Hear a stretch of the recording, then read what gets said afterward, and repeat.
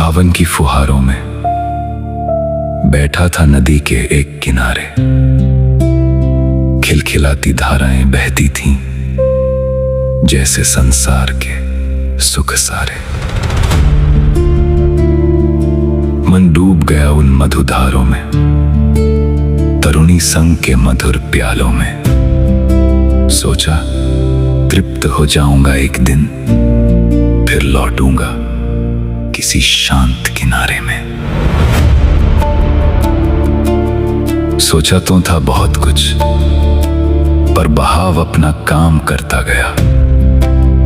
रुचि भोगों में बढ़ती गई और मैं स्वयं को भूलता चला गया। कभी नई नहरें मिली, नए रंग, नए स्वाद, नए किनारे। हर संगम ने बांध लिया मुझको, दूर होते गए वैराग्य के किनारे। फिर वेग बढ़ा, कभी चट्टानों की चोट मिली, कभी गहरी खाइयों से गुजरना पड़ा। जो धारा कल तक मधुर थी, आज वही विकराल हो चली थी। जिसमें कभी संगीत था, आज वही कर्कश ध्वनि थी।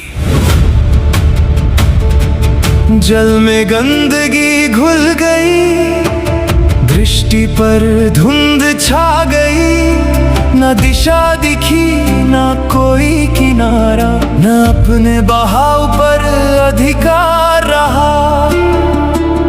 तभी याद आया, कभी शांत तट पर बैठकर समकित की किरण का स्वागत करना था और इस भोगमय बहाव से सदा के लिए लौट जाना था। पर तब तक देर हो चुकी थी। मैं बह रहा था, धारा प्रबल थी, मन व्याकुल था और स्वयं पर नियंत्रण शून्य था। दूर कहीं से एक स्वर आया, शायद अब यात्रा यहीं तक है। सामने था एक विकराल अथाह खारा समुद्र। 84 लाख योनियों के इस अनंत सफर का क्या यही अंतिम पड़ाव है? क्या निगोद का ये खारा पानी मुझे फिर कभी मौका देगा? मैं ठिठक गया। काश मैं लौट पाता, या क्या मैं अभी भी लौट सकता हूं? क्योंकि गलत दिशा में बढ़ते रहने से बेहतर है लौट आना और सही दिशा में चलना है।